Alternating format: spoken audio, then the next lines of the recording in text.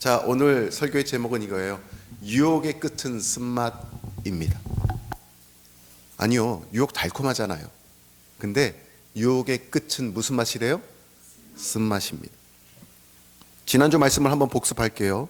지난주에는 우리가 야고보서 1장 12절 한 절 말씀만 함께 나누었죠. 시험을 참는 자는 복이 있다라고 말씀을 드렸어요. 어떤 복이 있을까요? 쭉 말씀을 읽다 보니까 시험을 참는 사람, 고난을 견디는 사람은 어떤 복이냐? 약속하신 생명의 면류관을 얻게 될 것이다 라고 야고보 사도가 지금 막 흥분하면서 우리에게 들려주고 있어요. 그런데 이 말씀을 듣는 우리는 흥분이 안 돼요. 왜요? 생명의 면류관을 쫓지 않고 현세적인 것들을 계속 구하고 있거든요. 솔직해지자고 말씀을 드렸어요. 성공 면류관, 그쵸? 학위 면류관, 그쵸? 좋은 직장 면류관, 그쵸? 돈에 대한 면류관, 그쵸?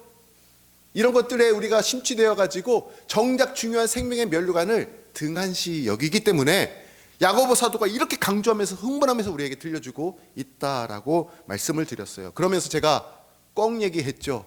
꿩이 눈을 가리면, 꿩 모자를 쓰면 하늘을 나르는 걸 잃어버린다고 했죠. 그래서 천정을 만들지 않아도 그냥 기를 수 있다고 했어요. 마치 우리가 그런 모습이라고 했어요. 생명의 면류관을 보지 못하고 누리지 못하고 세상적인 것들만 쫓다가 마지막 때야 비로소 하나님을 찾는, 그러지 말자고 했어요. 우리는 천국을 사모하고 갈망하면서 준비된 자들로서 생명의 면류관을 얻은 자로서 이 땅까지 살아가자고 말씀을 드렸죠. 그러면서 제가 물고기를 예로 말씀을 드렸어요. 어떤 물고기요? 연어. 연어가 한 살이 되고 나서 두 살이 되기 전에 강에서 살다가 바다로 나가기 직전에 놀라운 변화가 연어의 몸속에서 일어난다고 했죠.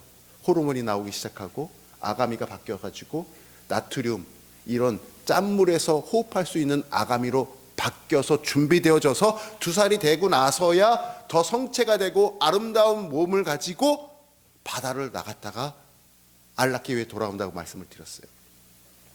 천국 생명의 면류관을 받은 사람으로서 천국을 준비하는 삶을 살자고 지난주에 말씀을 드렸습니다. 할렐루야. 자, 그러면 오늘 다시 이어집니다. 야고보 사도가 이제 시험에 대해서는 그만해도 될 것 같은데, 자 보세요. 시험을 참는 자는 복이 있는데 생명의 면류관을 얻는다고 했죠. 시험에 대해서 이야기했죠. 그런데 13절부터 또 시험 얘기를 또 합니다. 아직도 남아 있어요. 야고보 사도가 우리에게 시험에 대해서 들려주고 싶은 이야기가 아직도 남아 있는 거예요. 자, 13절 말씀 성도님들 집중해서 다시 한번 읽겠습니다. 그러나 마지막 문장은 다시 눈여겨보십시오. 같이 읽겠습니다. 시작. 사람이 시험을 받을 때 내가 하나님께 시험을 받는다 하지 말지니 하나님은 악에게 시험을 받지도 아니하시고 친히 아무도 시험하지 아니하시니라. 자, 이 본문을 읽다가 저는 퀘스천이 딱 생겼어요. 뭘까요? 아니, 하나님께서 아무도 시험하지 아니하신대요. 아무도 시험하지 아니하신대요. 지금까지 하나님에 대해서, 시험에 대해서, 고난에 대해서 이야기해 주는 거하고 뭔가 조금 핀트가 안 맞는 것 같아요. 왜냐하면 하나님이 주시는 고난을 잘 견디면 인내의 선물이 따라오고, 인내의 선물은 곧 예수님께서 십자가에서 우리를 위해 그 시험을 견디고 고난을 참으셨는데 기쁘게 여기셨더라. 그 기쁨이 우리에게 온다고 했어요. 예수님의 그 성품, 인내를 하는 성품, 고난을 기쁘게 여기시는 그 성품이 우리가 고난을 참으면 우리의 것이 된다고 했어요. 고난을 참고 또 참고 견디면 고난을 기쁘게 여기시는 예수님의 성품이 우리의 것이 된다고 했어요. 그리고 생명의 면류관을 얻게 된다고 했어요. 그런데 갑자기 저기서 보니까 마지막 문장이 뭐예요? 마지막 네 번째 문장 시작. 아무도 시험하지 아니하시니라. 시험하신다고 했는데 아무도 시험하지 않는데요. 앞뒤가 맞아요? 틀려요? 틀리네요. 그렇죠? 자, 그런데 분명히 창세기 22장 1절에 하나님께서 아브라함을 부르실 때 이렇게 말씀하십니다. 같이 읽어볼까요? 창세기 22장 1절 시작. 그 일 후에 하나님이 아브라함을 시험하시려고 그를 부르시되 아브라함아 하시니 그가 이르되 내가 여기 있나이다. 자, 여기 창세기 분명히 기록되어 있는 말씀 보십시오. 왜 야고보는 하나님이 시험하지 않는다라고 했을까요? 보세요. 창세기 22장 1절에는 그 일 후에 하나님이 아브라함을 뭐 하시려고? 시험하시려고 말씀하고 있어요. 성경 왜 이렇게 다르지? 근데 이유가 있어요. 야고보서 1장 13절에 나오는 시험은 한글 성경이 번역할 때 제대로 번역이 잘 안 됐어요. 왜냐하면 보십시오. 13절. 이걸 영어 성경으로 보면, 그리고 원어 성경으로 보면 더 완벽하게 그 뜻이 이해가 되는 거예요. 어떻게 해석이 되어 있냐? 사람이 시련을 받을 때, 시련이라고 해석이 되어 있어요. 영어 성경에. 시련을 받을 때 내가 하나님께 테스트라고 되어 있어요. 테스트를 받는다. 하지 말지니 하나님은 악에게 유혹을 받지도 아니하시고 친히 아무도 유혹하지 아니하시느니라. 번역상에 조금 뭔가 부자연스러운 게 있는데 다시 결론을 말씀드리면 뭐냐면 여러 가지 시련이 있고 테스트가 있고 유혹이 있잖아요. 그렇죠? 세 가지 종류의 시험이 나와요. 근데 각기 좀 달라. 근데 하나님께서 여기서 두 가지를 하시고 한 가지는 안 하세요. 뭐라냐면 이게 결론이에요. 하나님은 우리를 시련하십니다. 시련을 주세요. 고난을 주십니다. 연단을 주세요. 제가 시련을 헬라어 단어로 뭐라고 했죠? 도끼미온이라고 했습니다. 도끼미온. 도끼미온의 뜻이 뭐라고 했죠? 금을 재련하기 위해서 용광로 속에 집어넣는 그 과정을 도끼미온이라고 했어요. 금이 용광로 속에 들어가면 금에 붙어있던 모든 불순물들은 다 빠져나가고 순도 100%의 금이 된다고 했죠. 이 시련이 나를 정금과 같이 만드시려는 하나님의 과정이에요. 연단의 과정이에요. 그리고 테스트를 하나님 우리에게 주십니다. 테스트는 왜 주실까요? 이것도 시험이겠죠. 그렇죠? 학교 다니는 우리 친구들, 학생들은 잘 알 거예요. 기말고사, 중간고사 왜 보죠? 시험을 왜 볼까요? 시험을 보지 않으면 이 학생이 정말 우수한 학생인지 아니면 우수운 학생인지 알 길이 없어요. 그래서 테스트를 통해서 검증을 하는 거예요. 하나님도 우리가 믿음이 우수한 성도인지 아니면 믿음이 너무나 우스운 성도인지를 테스트하신다는 거예요. 그래서 그 믿음이 더 성장할 수 있도록 연단해 가시는 거예요. 그러니까 하나님께서는 우리를 영적으로 성숙해 하기 위해서 시련과 테스트를 사용하십니다. 그런데 하나님이 하지 않는 게 있어요. 그게 뭘까요? 세 번째, 유혹입니다. 하나님은 우리를 유혹하지는 않으세요. 유혹은 누가 할까요? 하나님을 대적하는 영, 사탄이 합니다. 사탄이 하나님을 대적하잖아. 그리고 하나님을 쫓는 우리를 너무나 싫어하잖아. 가만히 보지를 않잖아요. 그래서 우리를 넘어뜨리려고, 믿음의 길 위에서 떠나게 하려고, 정도의 길 위에서 벗어나게 하려고 우리를 순간마다 찾아와서 갑자기 찾아와서 우리를 미혹합니다. 유혹해요. 넘어뜨려요. 자, 이게 하나님이 우리는 주시는 테스트와 시련과 사탄이 주는 유혹과는 엄연히 다른 것이라는 것을 우리가 이해를 해야 하는 것입니다.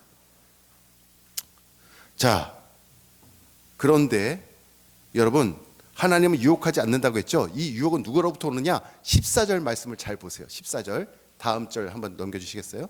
네. 야고보서 1장 14절 같이 한번 읽어보겠습니다. 시작. 오직 각 사람이 시험을 받는 것은 자기 욕심에 끌려 미혹 때문에. 자, 14절의 시험은 유혹입니다. 유혹. 오직 각 사람이 유혹을 받는 것은 자기 욕심에 끌려 미혹이 되었대요. 미혹했어요? 아니면 미혹이 되었어요? 되었죠. 능동태예요? 아니면 수동태예요? 수동태죠. 미혹이 된 거예요. 이해가 되십니까? 그러니까 누군가로부터 내가 미혹이 된 거예요. 그 누군가가 누구냔 말이죠. 사탄이에요. 사탄으로부터 내가 유혹에 빠지게 된 거예요. 날 꼬셨어요. 날 속인 거예요. 좋다. 보시기 좋았더라. 찾아와서 유혹하는 거예요. 이거 한 번만 먹어봐. 한 번만 해봐. 괜찮아. 유혹하는 거예요. 그러니까 하나님은 우리를 유혹하지 않는데 분명히 우리를 유혹하는 존재가 있다는 것을 저 14절 말씀을 통해서 우리가 깨닫게 되는 것입니다. 유혹하는 존재 사탄이 하나님 말씀 속에 어떻게 등장합니까? 근신하다 깨어라, 너희 대적마귀가 우는 어흥 사자같이 두루다니면서 삼킬 자를 찾고 있다라고 이야기하고 있어요. 여러분 구분하셔야 됩니다. 시험과 시련, 주체는 하나님이시고 유혹의 주체는 누구라고요? 사탄이라는 것입니다. 시련과 테스트의 목적은 뭐예요? 그러면 우리의 신앙을 더 성숙해 하기 위해서 고난을 우리에게 주시는 거예요. 자, 고난을 우리에게 주시는 목적이 뭐라고요? 우리의 신앙을 더 단단하고 정금과 같이 깨끗하고 성숙해 하기 위해서 우리에게 고난을 주는 거예요. 물질의 고난을 받고 있습니까? 학업에 여러 가지 어려움과 시련이 있습니까? 직장에서 어려움이 있습니까?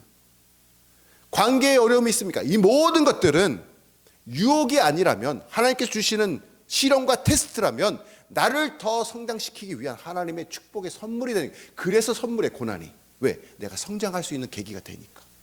누굴 찾아요? 고난이 찾아오면 하나님 찾잖아요. 하나님 부르시잖아요. 그 하나님 만나게 돼 있어요. 당신의 뜻을 깨닫게 돼 있어요. 그런데 이것을 깨닫지 못하면, 자 보세요. 유혹이 와서 넘어지는 거 당연한데 시련과 오고 테스트가 왔는데도 깨닫지를 못해. 내가 영적으로 너무 마비돼 있어서, 하나님과 거리가 너무 멀리 떨어져 있어서 깨닫지를 못해요. 자, 그러면 누구를 원망할까요? 나를 원망해요? 아니면 하나님을 원망해요? 나도 원망하겠지만 그때 하나님 원망하는 거예요. 하나님이 주시는 선물을 깨닫지 못하고 하나님을 원망하고 있는 나를 보게 되는 거예요. 창세기 3장 12절 말씀을 보세요. 아담이 이렇게 이야기합니다. 창세기 3장 12절 같이 3장 12절 읽도록 하겠습니다. 아담이 이르되 하나님이 주셔서 나와 함께 있게 하신 여자 그가 그 나무 열매를 내게 주므로 내가 먹었나이다. 야, 아담이 지금 뭐래요? 누구 탓하고 있어요? 선악과를 먹었거든요. 하나님 먹지 말라는 선악과를 지금 먹고 범죄했거든요. 그런데 누구를 탓해요 지금? 하나님이 주셔서예요. 하나님이 주셔서. 누구를 원망하고 있어요? 자기가 잘못해놓고 자기가 시련과 테스트를 통과하지 못해놓고 누구를 탓하고 있어요? 하나님을 탓하고 있다. 우리도 이럴 수 있다라는 거예요. 제가 그럴 수 있다라는 거예요. 그러면 마귀가 성공한 거죠. 자기가 유혹하지 않았어도 하나님이 주신 시련과 테스트를 통과하지 못하게 방해했으니까 성공한 거 아니겠어요? 자, 그러면 마귀는, 하나님께서 이렇게 주시는 고난은 우리의 신앙 성숙이 목적이라고 했는데 마귀가 우리에게 주는 유혹은 어떤 거예요? 어떻게 우리를 유혹할까요? 자, 제가 몇 가지를 정리했는데 뭐 필기할 수 있는 분들은 주보에다가도 좀 적어 놓으세요. 마귀가 어떻게 유혹을 하나요? 첫 번째, 예고 없이 찾아옵니다. 예고 없이 찾아와요. 유혹의 장면이 처음 등장하는 창세기 3장 1절부터 4절을 쭉 내용을 살펴보니까 혹시 말씀이 준비되어 있나요? 안 돼 있죠? 제가 읽어드릴게요. 창세기 3장 1절에 이런 말씀이 있어요. 그런데 뱀은 여호와 하나님이 지으신 들짐승 중에 가장 강교하니라. 뱀이 여자에게 물어 이르되 하나님이 참으로 너희에게 동산 모든 나무 열매를 먹지 말라 하시더냐. 뱀이요, 어느 날 갑자기 에덴 동산에서 아담과 하와 중에 하와에게 찾아와가지고 말을 거는 거예요. 뱀이 한 달 전에 예약하지 않았어.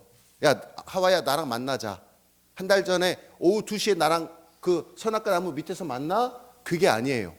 성경에 보면 갑자기 뱀이 등장해. 이게 뱀의 전략이에요. 어느 날 갑자기 내 마음속에 쑥 하고 부정적인 생각들이 침투합니다. 어둠의 생각들이 침투해. 그러면 내가 사로잡히게 되는 거예요. 어떤 긴장감도 없이 자연스럽게 쑥 들어와서 유혹하는 것을 보게 돼요. 야, 그 열매 먹지 말라고 한 적 없어. 잘 생각해봐. 이렇게 유혹하는 거예요. 자, 마귀가 예고 없이 조건 없이 불쑥 찾아왔죠. 자, 그런데 보십시오. 네. 요셉이 보디발의 아내에게 유혹을 당하는 장면, 이 사진입니다. 자, 이것도 보디발이 요셉에게 3일 뒤에 만나자, 내가 3일 뒤에 너를 유혹할 거야 라고 하지 않았어요. 그냥 평상시대로 업무를 보고 있는데, 노예의 신분으로서 보디발의 아내의 업무를 보고 있는데 갑자기 그 숙소에서, 같은 공간에서 옷을 벗으면서 잡아당기기 시작하는 거예요. 갑자기 예고 없이 찾아오는 게 이런 유혹이에요. 사탄은 예고 없이 우리를 찾아와서 우리를 넘어뜨리려고 한다는 거예요. 자, 그런데 어떻게 또 유혹을 하느냐? 예고 없이 찾아온 것뿐만 아니라 두 번째는 이거예요. 자, 두 번째 넘기시겠어요? 네. 자, 마귀는 어떻게 우리를 유혹하나요? 두 번째, 같이 읽겠습니다. 노란색 글씨 시작. 홀로 있을 때 찾아온다는 거예요. 홀로 있을 때. 여러분, 대부분의 유혹은요, 우리가 혼자 시간을 보낼 때 찾아와요. 하와가 동산을 혼자 거닐 때 뱀이 찾아왔어요. 그죠? 요셉이 혼자 있을 때 보디발의 아내하고 유혹이 된 거예요. 이해가 되십니까? 다윗은 어떻습니까? 홀로 왕궁의 옥상에서 시간을 보내다가 거기서 목욕을 하고 있는 우리야 장군의 아내 밧세바를 보게 되고 마음의 음욕을 품게 되는 거예요. 홀로 시간을 보낼 때. 부하도 없고 신하도 없었어요. 다 전쟁에 보냈어요. 사탄이 우리가 혼자 있을 때 찾아옵니다. 혼자 있는 시간에 대한 대책이 필요해요. 그래서 큐티하는 거예요. 홀로 하나님을 만나고 말씀 묵상 계속 듣는 거예요. 이해가 되십니까? 홀로 있는 시간을 잘 준비하시기 바랍니다. 자꾸 딴 생각 들거든요.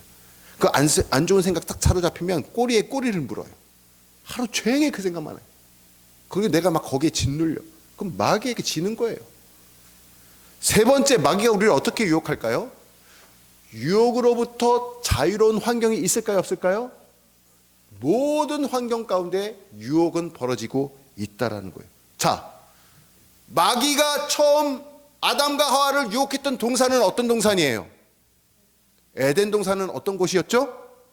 처음에 죄가 없었던 곳이에요.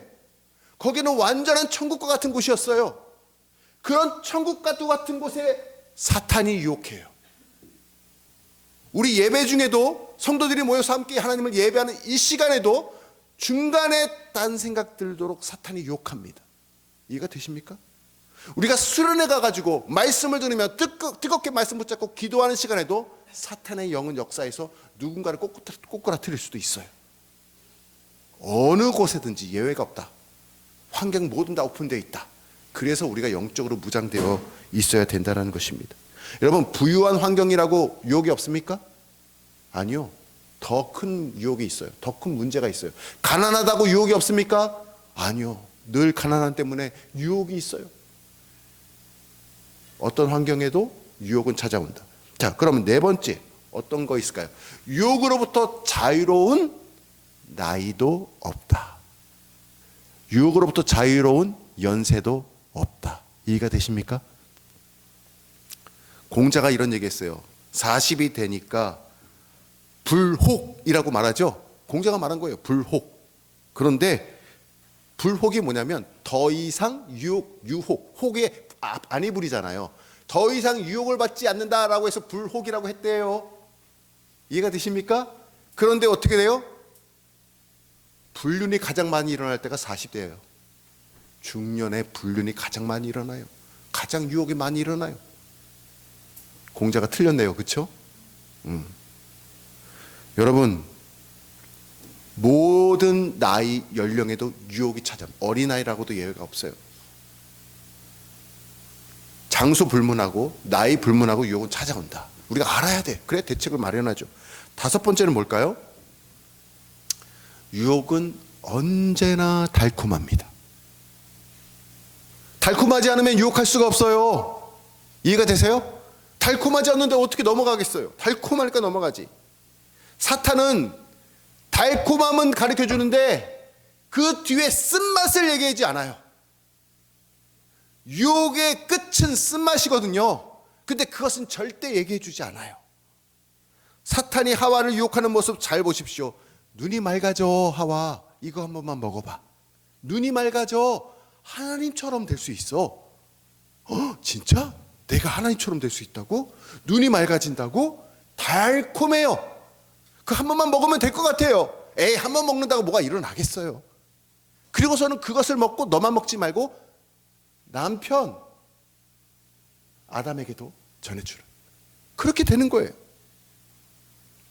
다윗이 밧세바를 통해서 사탄이 유혹하죠. 옥상에 혼자 올라갔을 때 다윗 왕이 밧세바의 그 장군의 아내가 목욕하고 있는 장면을 딱 볼 때 마음속에 이거, 야, 저 여자 좀 봐. 저 여자 너무 아름답지 않니? 유혹하는 거예요. 그 유혹에 넘어가요. 그 유혹에 넘어가는 거예요. 그래서 밧세바를 범하게 되는 겁니다. 다윗 왕이. 그 위대한 영적인 거장이 그런 불륜을 저지르게 되는 거예요. 마귀가요, 그 뒤에 어떤 일이 벌어질지 절대 얘기해 주지 않아요. 철저하게 눈물로 회개하잖아요. 다윗이 선지자 앞에서 철저하게 눈물로 회개해요. 얼굴이 무릎 사이에 들어갈 정도로 눈물로 온종일 부르짖어 하나님 앞에 회개합니다. 얼마나 비참해요. 왕이 무릎 꿇고 그런 게 있을 거라고는 상상도 못해요. 달콤하기 때문에 그렇습니다. 근데 여러분, 진짜 달콤한 건 뭐예요? 하나님의 말씀이 정말 오묘하거든요. 달고 오묘한 그 말씀, 하나님 말씀 묵상하시기 바랍니다. 성경통도 이번 주간부터 다시 새롭게 시작하시면 돼요. 사무엘이 어떤 사람인지, 사울 왕이 어떻게 초대 왕이 되었는지 그 스토리를 쭉 들으시면 돼요. 그 책에 있는 내용 어려워요? 그럼 안 읽으셔도 돼요. 그냥 그 말씀을 하루에 묵상만 쭉 따라서 들으세요. 아, 이런 이야기 있었구나. 작게라도 깨닫는 은혜가 있을 거예요. 여러분, 이 5가지 내용 통해서 언제나 달콤하게 이렇게 찾아온다라는 것을 우리가 이제 알게 되는데, 유혹에 넘어가는 그 이유가 어디에 나오느냐? 오늘 본문 14절과 15절에 유혹에 넘어가는 그 이유가 등장합니다. 자, 같이 읽어봐야겠죠. 14절과 15절, 왜 유혹에 넘어갈까요? 같이 읽겠습니다. 시작. 오직 각 사람이 시험을 받는 것은 자기 욕심에 끌려 미혹됨이니 욕심이.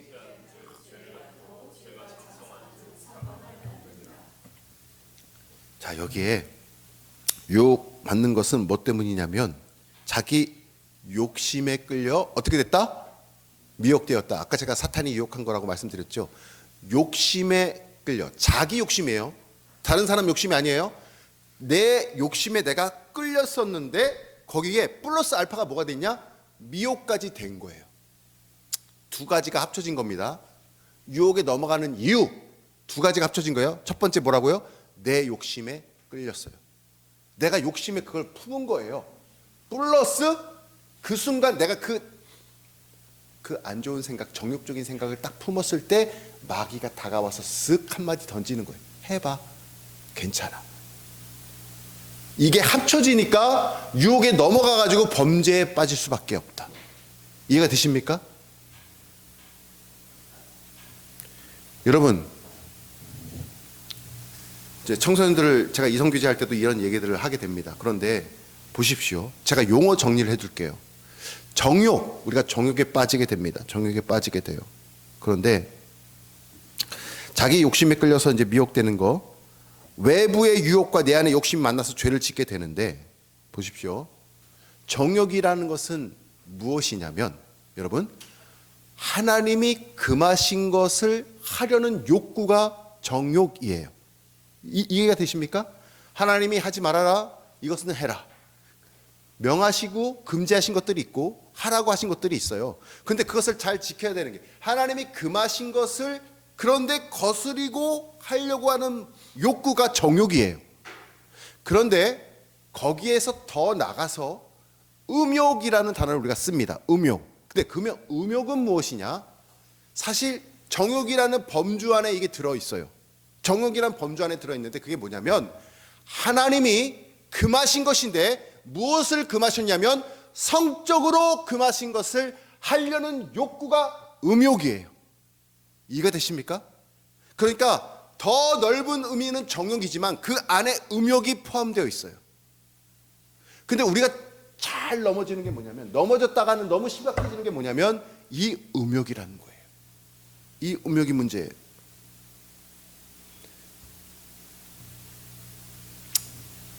죄인은 금지된 선을, 하나님께서 금하신 선을 넘는 게 죄인이거든요. 예를 들어서 학교 생활하는 우리 학생들이 학교에서 하지 말아야 될 거 있어요. 학교에서 공부 열심히 해야죠. 친구들과 좋은 교우 관계를 쌓아가야죠. 근데 학교에서 담배 피우면 되겠습니까? 학교에서 술 마시면 되겠어요? 그런데 예를 들어서 담장 옆에 아이들이 쪼그리고 앉아가지고 술 담배를 하는 거야. 근데 망을 보고 있어. 야, 오시냐 안 오시냐? 안 오셔. 야, 빨리 해. 라고 하면서 애들이 키득키득 하면서 막 좋아라 하면서 합니다. 그게 바로 뭐예요? 그게 즐거움에 사로잡혀가지고 유혹에 넘어가는 거예요. 그게 하지 말라는 선, 정욕을 넘어가는 거예요. 근데 그 분야가 성적인 거면 더 크죠.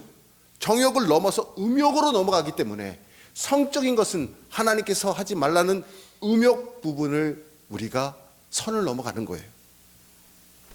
하나님께서는요, 우리에게 자, 정욕과 음욕, 그 넓은 것들을 포함하고 있는 게 뭐냐면 성욕이에요. 성욕. 아시죠? 자, 성욕, 정욕, 음욕이 있어요. 근데 성욕은 하나님께서 우리에게 주신 거예요. 이건 너무나 귀한 선물입니다. 이 성적인 욕구가 일어나는 것은 지극히 정상적인 거예요. 그게 죄가 아닙니다. 그럼 이 성적인 욕구를 어떻게 우리가 해결하고 만족할 수 있을까요? 성경에 나와 있는 것처럼 결혼한 가정 안에서, 결혼한 부부 안에서 이 성의 지평을 넓혀가라고 말씀하세요. 그런데 세상은 뭐라고 말하죠? 오늘날 세상은 간음법 폐지됐어요. 2015년도에. 불륜을 저질러도 더 이상 형사고발 되지 않고 죄가 아니에요. 만약에 그것을 따지려면 민사로 따져야지. 죄가 아니라니까요. 불륜을 저질러도. 왜? 자기가 합의해서 자기의 성적인 만족을 누렸기 때문에. 근데 성경은 뭐라고 말해요? 그것은 간음이라고 말해요. 그것은 죄라고 말해요. 그것은 성욕을 잘못 생각한 거예요. 정욕을 넘어서 음욕한 거예요. 음욕. 간음한 거예요. 근데 세상은 뭐라고 얘기해요? 간음은 사랑입니다. 간음은 사랑이래요. 자기 성적 만족이래요. 합의만 하면 된다라는 거예요. 그런 곳에서 우리가 살아가고 있습니다. 그런 곳에서 우리 자녀들이 자라가고 있는 거예요. 그런데 하나님은 뭐라고 말씀하세요? 하나님은 성욕을 우리에게 주었지만 그것을 결혼한 가정 안에서, 부부간에서 이 지평을 넓혀가라고 명백하게 말씀하고 있어요. 결혼 제도는 언제 처음 생겼죠? 결혼 제도는 에덴 동산 하나님께서 창조하셨던 그 원형, 죄가 들어오기 그 전에 그 원형 가운데서도 아담과 하와를 통해 결혼 제도를 만들어 주셨어요. 하와가 아담을 부를 때 내 남편이라고 부릅니다. 결혼 제도를 이미 만들어 주셨어요. 세상 사람들은 이 가정을 깨트리려고 해요. 가정이 깨지면 교회 공동체가 깨지거든요. 교회 공동체는 가정으로부터 시작되는 거예요. 그렇죠? 한 영혼, 한 가정. 그렇죠? 그러다 보니까 어떻게 돼요? 비혼주의가 늘어나고, 이런 것들은 나중에 또 얘기하겠습니다. 제가. 결혼한 사람들이 적어지면 당연히 출산율은 떨어지겠죠? 모든 문제들이 종합적으로 따라오는 거예요. 왜요? 하나님이 금한 정욕을 범했고 특별히 음욕을 범하고 있기 때문에, 유혹에 넘어지고 있기 때문에 이런 일들이 벌어지고 있어요. 다 우리의 자기의 욕심에 플러스 사탄의 그 미혹에, 유혹에 넘어갔기 때문에 이러한 일들이 벌어지고 있다는 것입니다. 지금 우리가 유혹받고 있습니다. 사람마다 유혹의 형태는 달라도 모두 다 지금 저와 여러분 예외 없이 유혹을 받고 있어요. 우리가 예배 드리고 나가는 그 순간 유혹은 또 시작됩니다. 돈, 명예, 정욕, 음욕, 형태는 다 다르지만 누구나 다 유혹을 받고 있습니다. 미혹받고 있습니다. 그런 우리에게 하나님께서 오늘 이 말씀을 통해서 우리에게 경고를 들려주고 계세요. 너무 멀리 가지 말라고. 더 이상 가지 말거라. 그리고 내가 주는 이 시험의 목적을 분명히 알아라. 야고보 사도를 통해서 우리가 들려주시는 거예요. 내가 주는 시험이 있고 사탄이 주는 시험이 있단다. 그것은 유혹이야. 유혹은 내가 주는 게 아니야. 유혹은 너희들을 넘어뜨리려고 하는 것이고 너희들을 절망의 길로 빠뜨리려고 하는 거야. 그것을 분별하거라. 그리고 만약에 정욕에 사로잡혀서 음욕에 사로잡혀서 아니 사단의 미혹에 넘어갔으면, 너의 욕심을 가지고 사단의 미혹과 합쳐져 가지고 넘어갔다면 다시 돌아오거라. 그 말씀을 우리에게 들려주시고자 오늘 야고보 말씀을 통해서 우리에게 귀한 말씀을 주시는 거예요. 어떻게 돌아갈 수 있습니까? 우리가 어떻게 돌아갈 수 있습니까? 다시 복음으로 해요. 하나님 말씀을 붙잡을 때, 하나님 말씀을 우리가 묵상할 때, 하나님 말씀을 읽을 때, 하나님 말씀을 통해서 은혜를 나누고 서로 고백을 할 때 우리는 다시 죄로부터 돌이켜서 하나님의 길을, 하나님의 부르심을 따라 순종의 길을 갈 수 있다라는 거예요. 혼자서는 어렵습니다. 그래서 공동체가 중요한 거고, 그래서 교회가 중요한 거예요. 그래서 말씀을 공부하는 이 시간이 너무나 소중한 거예요. 여러분, 사랑하는 바울교회 성도 여러분, 우리 죄로부터 돌이켜서, 죄로부터의 미혹의 자리에서 돌이켜서 하나님의 말씀을 쫓아서 하나님을 기쁘시게 하는, 하나님을 영화롭게 하는 이 복음 중심의 삶, 복음 중심의 공동체를 함께 세워가는 저와 여러분 되시기를 주님의 이름으로 축복합니다.